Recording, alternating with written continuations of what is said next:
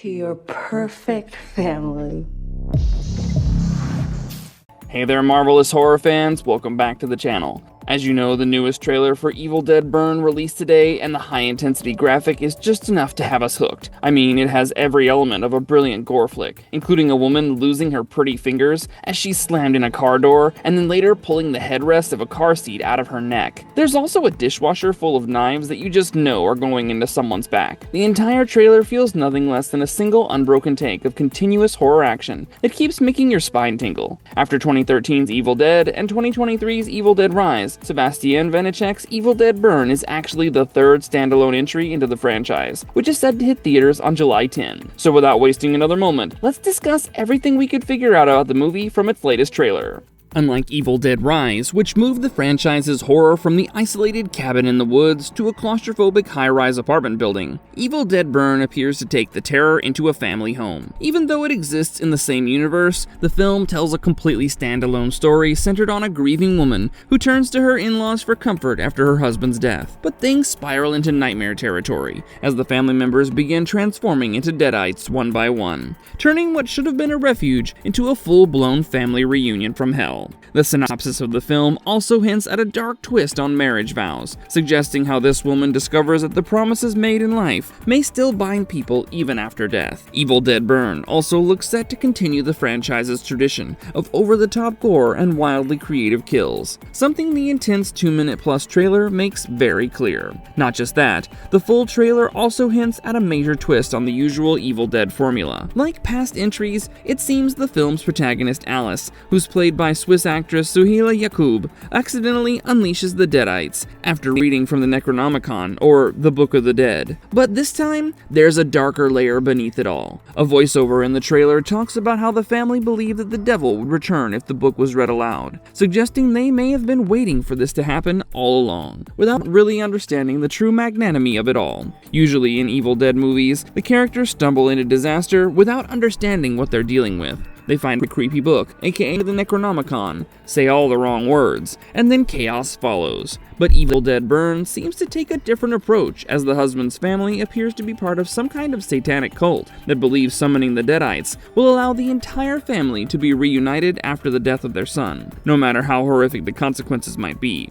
Even Yacoub's character does not realize it at first. She may have been manipulated into becoming part of their plan. The movie also released its official poster today, featuring Yacoub screaming as a monstrous creature grabs hold of her while her husband's family strangely watches in the background, which makes it obvious that they volunteered to live through this nightmare, no matter the consequences. Of course, there's also the possibility that Alice summons the Deadites intentionally, perhaps as revenge against her late husband's family. Maybe they played some sort of role in his death or were involved in something darker that happened before he died, because family is the root of all evil after all. Having said that, the film's synopsis definitely gives off the vibe of a twisted family conspiracy, similar to Ready or Not or Heredity, but it's still vague enough that the movie could have easily had a few major surprises hiding beneath the surface. There's also another long-running rule in the franchise that seems to get broken with this trailer. I mean, Evil Dead Burn has already surpassed all our expectations with blood, gore, violence, and all that sweet possessed action, but what really made my eyes pop was how in a whole crazy montage of what seems to be the film's most visceral moments, there was one shot that featured a dog leaping toward Alice. Given the amount of fire in the background, it was clear that this moment would happen sometime during the third act. However, what makes this exciting is that this ultimately hints at the franchise's very first animal possession on the big screen. If you think about it, for more than 45 years and across 5 movies, the Evil Dead franchise has mostly stuck to one unspoken rule that Deadites only possess humans. Sure, the series has featured cursed objects and creepy moments involving inanimate things, like the famously laughing mounted deer head in Evil Dead 2, but the demonic force itself has never fully taken over an animal on screen. However, that may finally be changing with Evil Dead Burn, which has become a huge talking point among horror fans this year. Like I mentioned, during a quick montage of the film's more intense moments, there's a shot of a dog lunging at the protagonist, Alice, while flames rage in the background, seemingly during the movie's climax. What makes that moment so interesting is the strong implication that the dog may actually be possessed. If that turns out to be true, it would mark the first real animal deadite in the history of the film series. And honestly, that would be a pretty major shift for the franchise. Every Evil Dead movie has found new ways to raise the stakes and push its horror further, but introducing animal possessions could completely expand what Deadites are capable of. Up until now, they've mostly targeted humans, but Evil Dead Burn may reveal that literally any living or dead creature can become a host. While Evil Dead Burn may be the first movie in the franchise to fully explore animal possession, the idea actually is not completely new to the Evil Dead universe, because the TV series Ash vs. the Evil Dead already showed us that Deadites could possess animals back. In the episode Ashes to Ashes, we see that a bird becomes possessed, only for Ash to deal with it in a brutally ridiculous fashion, by smashing it against a tree. So the possibility has technically existed for years, but the movies just never fully committed to it until now. If Evil Dead Burn really is introducing animal Deadites to the big screen, it could be a huge turning point for the franchise. Suddenly, the threat could become much more unpredictable,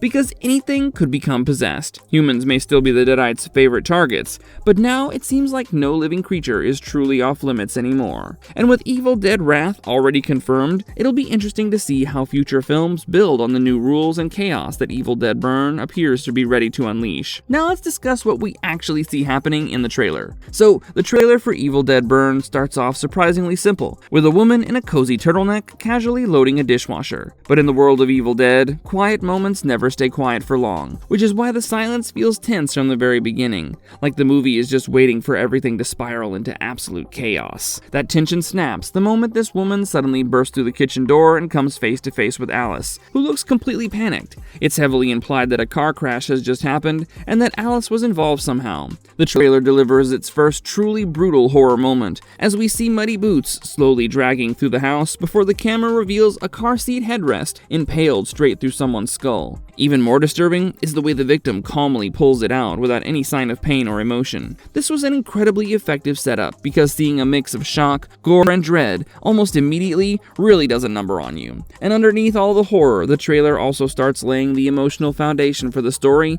by showing us a funeral for William, whose death is going to be at the center of everything that follows. This is where Evil Dead Burn starts to feel especially interesting, because the story is not just using grief as background emotion, but as the actual trigger for the horror. The mother openly says, I would give anything for us to be together again. And in most horror movies, that would just come across as a heartbreaking moment. But in the Evil Dead universe, words like that can become an invitation. That idea ties directly back to the mythology established by Sam Raimi in the original films. The Kandarian demon has never been just about physical possession, because it preys on emotional vulnerability, grief, desperation, trauma, loss. Those are the cracks it slips through, and by expressing that overwhelming desire to bring her family back together, the mother may have unknowingly opened the door for it herself. What makes this setup work so well is that it feels much more personal than the classic group of people finding a creepy Necronomicon book in the woods formula.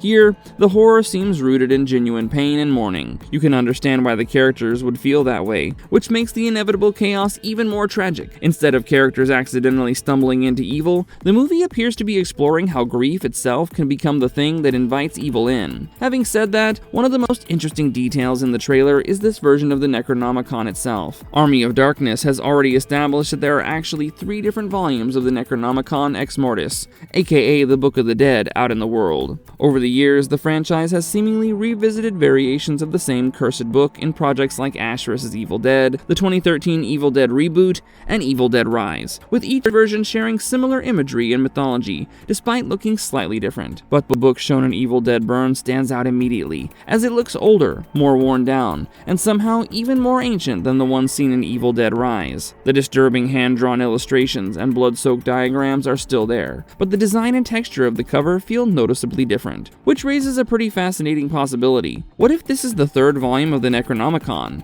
If the franchise is intentionally moving through all 3 books established in Army of Darkness lore, then Evil Dead Burn could end up being much more important than just another standalone sequel. It might actually be the final piece in a much larger mythology that's been quietly building across the series for decades. And if that's true, the implications could be huge, because each new version of the book seems to escalate the chaos and expand what the Deadites are capable of. Exactly where that could lead complete is still unclear, but it definitely feels like the movie may be setting up something much bigger than fans initially expected. Moreover, one of the things that has always made the Evil Dead franchise so effective is how ordinary the characters usually are. They're just regular people who accidentally stumble into something horrifying that they were never meant to uncover. But what makes Evil Dead Burn feel different is that the trailer hints that there may already be people who understand exactly what they're dealing with, but there also seems to be a lot more going on than what we understand up front, because there seems to be an existing awareness of the Necronomicon, and the rituals tied to it. That's a major shift for the series, because traditionally, the horror begins when someone unknowingly reads from the book. The Necronomicon itself is just an object until the words inside are spoken aloud,